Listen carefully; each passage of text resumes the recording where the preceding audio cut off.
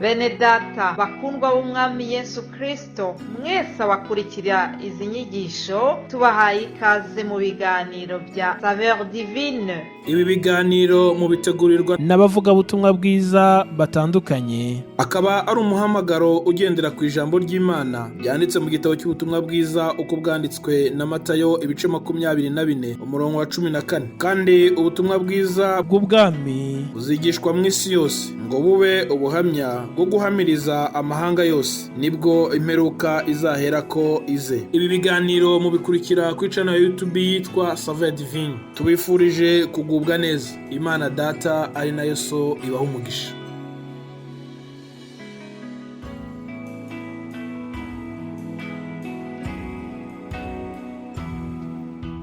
Inshuti bakundwa b'umwami Imana, ndabaramukije. Nagomba ngo dusangire amajambo y'Imana dusanga mu cete Pawulo yandikiye Abigalatiya igice ca 2 umurongo wa 20. Avuga ngo nabambanywe na Kristo, ariko ndiho, yamara si jewe nkiriho, ni Kristo ariho muri jewe. Ibyo nkora byose nkiriho mu mubiri mbikoreshwa no kwizera umwana w'Imana yankunze akanyigura. Turabe naha mu gitabo cy'ibyakozwe n'intumwa igice ca 26 umurongo wa 4. Ingeso zanje uhereye mu buto bwanje, izo narukanye mu bwoko bwacu ni Yerusalemu, abayuda bose barazizi. Aya niyo majambo y'Imana twoganira ko dufatiye kuri intumbero nyamukuru yerekana ingeso z'umukristo canke imyitwarire y'umukristo.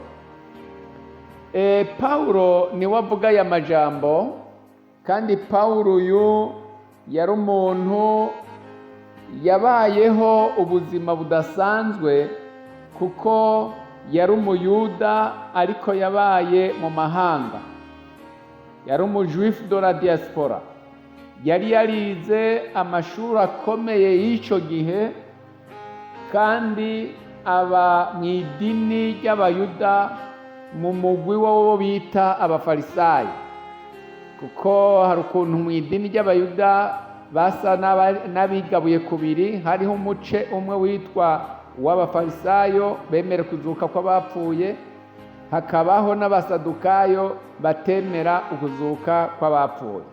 Pawulo rero uyu yari muri abo bemera ukuzuka kw'abapfuye. Noneho rero ijambo ry'Imana ritubariye mu gitabo cy'ibyakozwe n'intumwa, ni igihe yari ko ariregura ku by'abayuda bari bamureze imbere y'umwami Agripa. Noneho aravuga ati, mwami Agripa, ahubwo ndananezerewe ko ari wowe ngira niregure imbere, kuko usanzwe uzi iby'impari z'abayuda.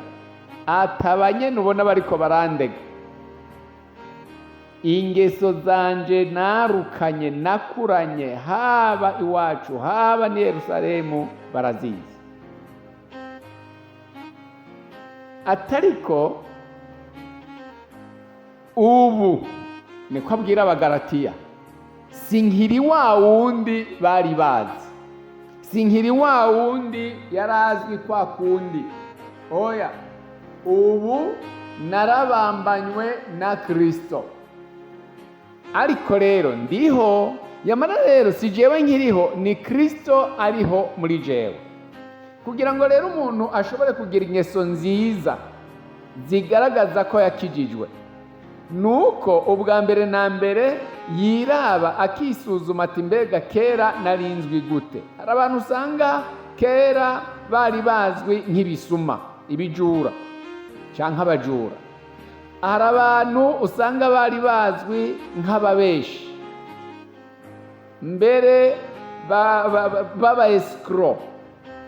Hari abantu usanga bari bazwi nk'imboregwa, abasambanyi, abicanyi, abantu b'ishari n'inzigo, abantu b'inzankano. abantu bateranya abantu n'abandi kugira ngo bankane. Noneho Pawulo we yari azwi hambavu y'ubunyedini, ariko kandi yari n'umwicanyi. Igitabo cy'ibyakozwe n'intumwa kiratwereka ko ari we yari ahagarariye abateye Stefano amabuye kugeza apfuye. Ubwo rero yari umunyangeso mbi. We nyine ubwiwe ariyemerera ati ingeso nari nsanzwe mfise bogomba kubyemera barazizi. Ariko yandikira ab'i Galatiya ati si jewe nkiriho, ni Kristo ariho muri jewe. Ibyo nkora nkiriho rero byose mu mubiri mbikoreshwa no kwizera umwana w'Imana yankunze akanyigura. Birakwiye rero ko umuntu bimenyekana ko yakijijwe, yahindutse, atari ibyo kuzinduka mu rusengero kuva kuwa mbere gushika kwa Mungu. Yego ibyo birakenewe, ariko byonyine ntibihagije. Si uko batubona tugendana Bibiliya mw'ibarabara mu muhanda. Yego ibyo birakenewe, ariko byonyine ntibihagije.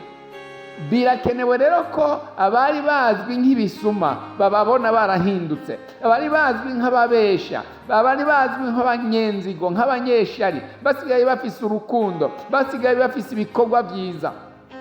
Abari bazwi nk'akarorero, hari igihe usanga hari abadamu bambara nabi cyangwa abakobwa bambara nabi, bakambara bigufi cyane byo kugusha abandi, bakababona barahindutse, basigaye bambara bakikwiza.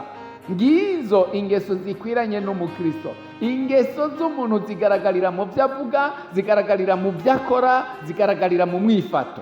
Noneho umuntu akabyiyumvira ko akavuga ngo mbega iyo abakristo twari duhagararanye amaso mu yandi fizikama, izi nambaye nari kuzambara. Iyo aba twari duhagararanye fizikama, ibi ndiko ndakora nari kubikora. Iyo aba twari duhagararanye fizikuma, aha hantu ndoye yari kumperekeza tukajana.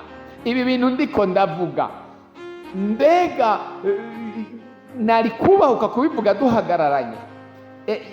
Izi filme ndiko ndaraba, aha hantu aba bantu ndimwo, uyu mugwi w'abantu turi kumwe, n'aya majambo bariko baravuga n'imyitwarire. Iyo abakristo twari duhagararanye fizikuma, yari kubinyemerera, nari kubyubahuka.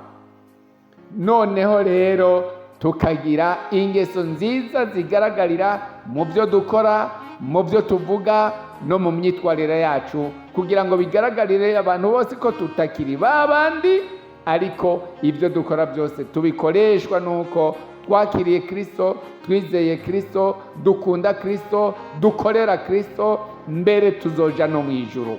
Imana yo mu ijuru ibahezagira bumvise aya majambo, ibashikane, ibahe inkomezi zibashikana ku kugira ingeso nziza zikwiranye n'umukristo, zishobora no guhindura n'abandi bagahindukirira Imana, bagakizwa. Niyo tutovuga amajambo menshi, ibikorwa batubonana, urukundo batubonana, amajambo meza dusigaye tuvuga, imyitwarire yacu izotume benshi bahindukirira Imana ku bwacu. Imana yo mu ijuru ibaha umugisha, Imana yo mu ijuru ibahindure rwose, Imana yo mu ijuru idushoboze kugira ingeso nziza ku batubona bose. Mu izina rya Yesu Kristo, amen, amen, amen.